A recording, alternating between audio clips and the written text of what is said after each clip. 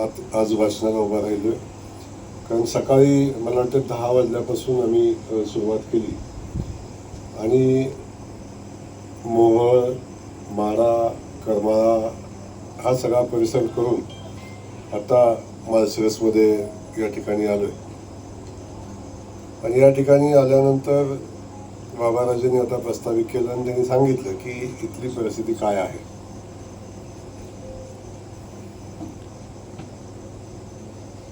आपल्या सगळ्यांना माहिती आहे की राज्याचे मुख्यमंत्री आदरणीय देवेंद्रजींच्या नेतृत्वाखाली आपण सगळेजण काम करतो. अनेक मजबूत महाराष्ट्र घडवण्याचं काम त्यांच्या नेतृत्वाखाली चालू आहे. आणि अशा परिस्थितीमध्ये आपल्या नेतृत्वानं, आपल्या पक्षानं स्थानिक स्वराज्य संस्थेसाठी उमेदवार म्हणून राजाभाऊंची निवड केली. राजाभाऊंच्या बद्दल मी अधिक सांगावं असं नाही, अख्खा जिल्हा राजाभाऊंना सातत्यानं ओळखत असतो. आदरणीय देवेंद्रजींचा निष्ठावान सैनिक आणि तितकाच सामान्य माणसासाठी लढवई असणारा नेता आज विधान परिषदेचा उमेदवार म्हणून आपल्या सगळ्यांच्या समोर आहे. आणि तेव्हा या जिल्ह्यातली परिस्थिती आपल्या सगळ्यांना माहिती आहे. भारतीय जनता पक्ष आज जिल्ह्यामध्ये सगळ्यात मजबूत पक्ष आहे. आणि आज आपण आकडेवारी जरी काढली तर समाधान दादा 68.5% मतदार हे भारतीय जनता पक्षाचे जे चिन्हावर निवडून आलेले आहेत. तेव्हा बाबाराजे निवडणूक लागायचं तसं काही कारण नसतं.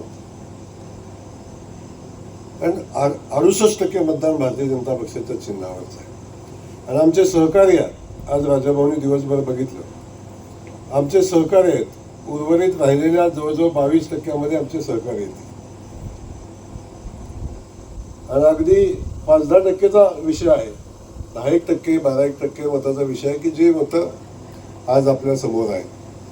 अशा परिस्थितीमध्ये सोलापूर जिल्ह्यातल्या सगळ्या नेत्यांनी ही निवडणूक बिनविरोध करावी अशा पद्धतीचा विनंती मी जिल्ह्यातल्या सगळ्याच आमच्या सत्ताधारी विरोधी पक्षाच्या नेत्यांना केली.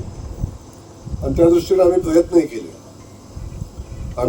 केले. समाधानदादांनी प्रयत्न केले, राजाभाऊ आपण प्रयत्न केले, रामभाऊ सातत्याने आमच्या संपर्कात होता आपण. आणि सगळ्यांनी प्रयत्न करत असताना आदरणीय देवेंद्रजींनी पण प्रयत्न केले आणि त्यांनी ही निवडणूक बिनविरोध करण्यासंदर्भात चर्चा केली. परंतु काही लोकांना बाबाराजे काय असते की काही झालं तरी आपलं अस्तित्व संपायची भीती असते. असंही काही फार वेगळा विषय राहिला नाही, परंतु अस्तित्वाच्या लढाईसाठी उमेदवारी ठेवलेली आहे. आणि बळीचा वकरा कुणाला तर करायचं म्हणून वसंत नानाला केलं नाही. त्या पलीकडचा काही विषय नाही. कारण जर निवडणूक लढायची होती, जिंकायची होती, नाहीतर घराच्या बाहेर तिकीट द्यायची सवयच नाही. बरोबर आहे ना. मग जिंकायची असती तर घरात दिली असती, मग घरातनं लढाई पण केली असती. पण त्याला माहिती आता काय होणार आहे. आज मी तुम्हाला सांगतो, मी सोलापूरच्या मोहोळ मतदारसंघात गेलो. बाबाराजे 48 मतदान आहे. किती? 47 मतदान हे एका लाईनीत उभं राहून शिक्का दाखवून मतदान होईल अशी परिस्थिती आहे. आमच्या बैठकीला तेवढी लोक उपस्थित. माढा मतदारसंघामध्ये जेवढं मतदान आहे त्यातलं 2च मतं ती पण समाधानात आपण चर्चा केली तर ती जाणार नाही. 2च मतं सोडली तर एकही मत इकडे तिकडे जाणार नाही. आत्ता आम्ही गेलो करमाळ्यामध्ये. आमच्यासोबत जयंत जगताप साहेब होते, रश्मी दिदी होत्या, संजय मामाकडे जेवण घेतलं दुपारचं आणि येताना नारायणाबांना भेटून आलो. एकही मत. आणि इथं गेल्यानंतर राजाभाऊंचं प्रत्येकाने फटाके वाजवून हलगी लावूनच स्वागत केलं. प्रत्येक बैठकीत, प्रत्येक ठिकाणी. तेव्हा तिथं एखादं दुसरं मत सुद्धा जाईल अशी परिस्थिती नाही. आणि आता माळशिरसमध्ये आलो. मी परवाच येऊन माहिती घेऊन गेलो होतो. बाबाराजे आपण आहात, बाकी सगळे आहात, इथली परिस्थिती आपल्याला माहिती आहे. त्याच्या पलीकडे मी आणखी एक विषय सांगतो की सोलापूरची महापालिकेची निवडणूक झाली. 102 सीट आहेत. या 102 सीटमध्ये भारतीय जनता पक्ष 87 जागा निवडून आला. आणि आता ऑप्शन मिळून म्हणजे स्वीकृत सदस्य म्हणून 111 मतदान आहे. आज दाव्यानं मी सांगतो की 108 मतं आम्हाला पडतील, 3 मतं विरोधात पडतील. ती बी समाधान झालं. तुम्ही चर्चा केली तर ती थांबतील. आणि हे वास्तव आहे. म्हणजे मी फक्त तुम्हाला सांगायचं म्हणून बोलत नाही. शेवटी निवडणूक निकाल लागल्यानंतर तुम्हाला सगळ्यांना कळेल. हे मी सांगायची आवश्यकता नाही. सांगोल्यात गेला शहाजी बापू, बाबासाहेब, भारतीय जनता पक्ष, दीपक आबा, सगळे आम्ही सोबत आणि एका गाडीत बसून आहे. परंतु मनामध्ये काही नाही. एखादं मत सुद्धा इकडे तिकडे जाईल अशी परिस्थिती नाही. आता या परिस्थितीमध्ये आता राहिला कुठं विषय राहतो? समाधान दादा आपल्या इथं. आता मंगळवेढ्यात बघा, समाधान दादाचे हाईच बहुमत. तिथं बबनदादा अवतडे पण समाधान दादांसोबत आलेले आहेत. तिथं एखादं मत सुद्धा जायची सोय राहिलेली नाही.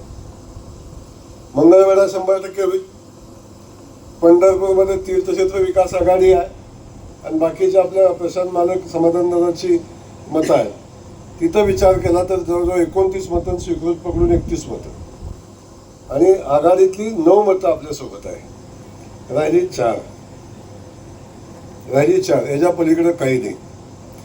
आणि मग तर मी बोलत नाही. मी निकाल लागल्यानंतर ह्या सगळ्या मतांचा हिशोब मी देईन. आहे की आम्ही गेल्या 1.5 वर्षापासून समाधानदादा आपण जे संयुक्तिक प्रयत्न केले या जिल्ह्यामध्ये, भारतीय जनता पक्ष वाढवण्याचा, ताकद देण्याचं, निवडणूक करण्याचं जे काम आपण केलं त्याच्यामध्ये आलेलं प्रचंड यश, लोकांचा विश्वास आणि अगदी वैचारिक मतभेद असलं तरी सुद्धा विकासाच्या मुद्द्यावर आम्ही सगळ्यांच्या पाठीशी उभं राहिलो. आदरणीय देवेंद्रजींच्या नेतृत्वावर सगळ्यांचा विश्वास आहे आणि त्या नेतृत्वाकडे बघून आज अख्खा जिल्हा भारतीय जनता पक्षामध्ये झाला आहे. त्यामुळे आता पलीकडं दादा बार्शीतला विषय आहे. बार्शीत तर सगळ्यात सत्ता म्हणजे जिल्हा परिषदेत, पंचायत समितीत खातंच उघडलं नाही कोणाचं. 18च्या 18 सीट आमच्या राजाभाऊची आहेत. बार्शी महानगरपालिका राजाभाऊची आहे. तिथं काही नगरसेवक आहेत विरोधात, एवढाच विषय आहे, बाकी काहीच विषय नाही. आणि एक नगरपालिका दुधनीची, ती आमच्या सहकारी पक्षाची आहे, ती मेत्रे साहेबांची आहे. अन्यथा मतदानच कुठं नाही. तेव्हा असा विषय आहे. अधिकचं मी बोलणार नाही, पण एवढंच सांगेन की इथले बाबाराजे आपण आहे, आप्पासाहेब आता 2 देशमुख इथं आहेत. पलीकडं आमचे रामभाऊ आहेत, ते तर सातत्याने लढाई करतात, ताकद आहे. आपल्या सगळ्यांच्या पाठीशी ही सगळी टीम उभी आहे. म्हणजे बी वाय राऊतांच्या पासून पलीकडं सुरांच्या पासून ही सगळी टीम, माने साहेब इकडं आहेत, ही सगळी टीम आता समोर आहे. पण आता हे जनरल मतदान नाही, लक्षात ठेवा. हे मतदान जनरल नाही की आम्ही कुठं भाषण केलं आणि मतं पडली, असलं काही विषय नाही. इथं निवडून आलेल्या लोकप्रतिनिधींचं मतदान आहे. त्यामुळं प्रत्येक मत हे विचारी माणसाचं मत आहे. ज्यानं समाजकारणात, राजकारणात काम केलंय अशा माणसाचं मत आहे. त्यामुळं प्रत्येकजण नेत्यांची मतं आहेत. आता हे गाव पातळीवर, आपल्या शहर पातळीवर ते नेते आहेत, त्या नेत्यांचं मतदान आहे. त्यामुळं या परिस्थितीमध्ये मला खात्री आहे, नातेपुतेची परिस्थिती, मी आकडेवारी मला माहिती आहे, पण आता ते सांगणार. कधी कधी आकडेवारी न सांगणं शहाणपणाचं असतं. मी सांगणार नाही, पण फार काय समोरच्यांच्या हाताला लागेल अशी परिस्थिती सध्या तर दिसत नाही. मानसेवसमध्ये ती काय वेगळी परिस्थिती, काय फार वेगळी परिस्थिती आहे. तेव्हा मी खात्रीने सांगतो, मानसेवस, नातेपुते ह्या दोन्ही नगरपालिका, म्हाळुंग नगरपालिका, या तिन्ही नगरपालिकेमध्ये हाताच्या बोटावर मोजण्या एवढीच मतं गेली तर जातील, अन्यथा जाण्यासारखी परिस्थिती नाही. एवढा विषय राहिला अकलूजचा विषय. तिथे आपण खातं उघडलंय, तिथे आपले मतदान आहे आणि काही अदृश्य शक्ती आहेत त्या आपल्यासोबत काम करणार आहेत. तिथं काय अडचण नाही. जिल्हा परिषदेचं काय मतदान आहे, एवढा विषय आहे. पण लोकशाही आहे. काही जणांचं म्हणणं होतं की लोकशाहीनं मध्ये निवडणूक लढायचा आम्हाला अधिकार आहे. आणि हे कोणी सांगावं, लोकशाही. आता हे बी ह्याला बी काही मापदंड आहे. लोकशाहीच्या भाषा कोणी करायला हरकत नाही. कुणीतरी म्हणलं ते 16 मताचा विषय आला, ते कुणावर बोललं तरी ते माझ्यावर बोललंय म्हणायचं आणि सुरुवात करायची. काय आता कोण बोलत पण नाही. आता म्हणजे बोलण्या एवढं सुद्धा उपद्रव मूल्य राहिलेलं नाही. तर कुणावर तरी बोललेलं घ्यायचं म्हणाल, माझे 16 पासून सुरुवात झाली. 16पासून करा, 6पासून करा, नाही तर 600पासून करा, आम्हाला काही देणे घेणं नाही. आता एवढंच सांगतो, उलटी गिनती चालू झालेली आहे. अधिकचं बोलणार नाही, पण माझे आपल्या सगळ्या लोकांना सांगणं आहे, माझ्या सगळ्या सहकारी बंधवांना सांगणं आहे. आता आपल्या सगळ्यांना विनंती आहे, रामभाऊजी आपल्याला विनंती आहे, आता आपण सगळ्यांनी ताकदीनं गाफील न राहता, संख्या मोठी आहे म्हणून कुठल्याही विरोधकाला कमी समजू नका. ते बिनीचे खेळाडू आहेत, अगदी सहज, अगदी तुम्ही म्हणायचं काही कारण नाही, प्रस्थापित आहे. ते सगळ्यांना फोन करतायत, बँकेत असं केलं राजाभाऊनी, सगळीकडे फोन करतात. आपले जुनं नातं आहे, कुठंतरी म्हणतात ते गोव्याच्या ताब्यात जिल्हा देता का, अजून काहीतरी म्हणतात. समाधान तुमच्या आमदारकी मला देणार आहे का तुम्ही? मला इथे इकडे काय मी पद घ्यायला आलो नाही, माझा काही संबंधच नाही. मी पोस्टमन आहे. या जिल्ह्यातल्या नेत्यांच्या जनतेच्या मधला, सरकारमध्ये मुख्यमंत्र्यांच्या मधला मी पोस्टमन आहे. इथलं तुमचं जे मत आहे ते पोस्टात टाकता तुम्ही माझ्या, मी देवेंद्रजींच्या जवळ पोहोचवतो. ह्याच्या पलीकडचा माझा रोल काही नाही. फक्त तो रोल मी इमानदारीने करतो, एवढाच विषय आहे. आणि तिथून आलेल्या सूचनाचं तंतोतंत पालन करतो. तिकडून ज्या सूचना मिळतात त्याचे तंतोतंत पालन करतो. मग कुणाचा कार्यक्रम करायच्या सूचना असतील, नाही तर कुणाला कार्यक्रमाला लावायच्या सूचना असतील, त्या सगळ्या सूचनांचे तंतोतंत पालन करतो, काही अडचण नाही. त्यामुळं या सगळ्या विषयात मी आपल्याला एवढंच सांगेन की आपण सगळे मिळून ताकदीनं काम करूया. आणि जो न्यूनगंड निर्माण झाला आहे, कधी कधी दिवा विजताना मोठा होतो, असे कधी कधी होतं, पण जो न्यूनगंड निर्माण झाला आहे तो न्यूनगंड कधीतरी तुटायला पाहिजे, तो तुटेल एवढंच मी खात्रीने सांगतो. ही निवडणूक बिनविरोध होत असताना ज्या पद्धतीनं ही निवडणूक लादण्याचा प्रयत्न केला, त्याचं उत्तर या जिल्ह्यातली आमचे सगळे मतदार बंधू दिल्याशिवाय राहणार नाहीत. आणि ज्या दिवशी निकाल लागेल, मी आज सांगतो समाधान दादा, कुणाची गिनती 16पासून चालू झाली, पण आमचं गणित 500पासून पुढे चालू आहे.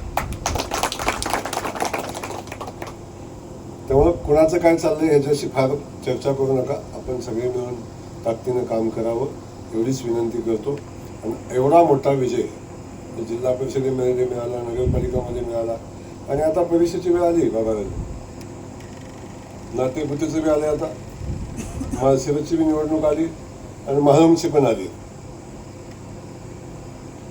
आता होईल दूध का दूध, पाणी का पाणी. आता काय फार दिवस लांब नाही, त्यावेळी ठरवू. पण आज सांगतो की राजाभाऊ आमदार होण्यासाठी आपण सगळेजण भरपूर आहे. राजाभाऊ आमदार होण्यासाठी ज्योतिषाची गरज आहे का, तर बिलकुल नाही. पण राजाभाऊ आमदार होत असताना झालेलं मतदान हे माननीय देवेंद्रजींच्या प्रतिमेला शोभेचं असलं पाहिजे. ज्या देवेंद्रजींनी संपलेली कुटुंब उभी करण्याचं काम केलं, त्या कुटुंबाने देवेंद्रजींच्या सोबत केलेली बेईमानी, त्यांनी टाकलेल्या शब्दाला, त्यांनी केलेल्या शब्दाची केलेली अवमानना, याचा बदला घेतल्याशिवाय राहणार नाही. अशा पद्धतीचं मतदान आपल्या सगळ्यांना करायचं आहे. म्हणून आपल्या सगळ्यांना माझी विनंती आहे, गाफील राहू नका, आमचं सगळंच आहे म्हणू नका, आकडेवारीवर जाऊ नका.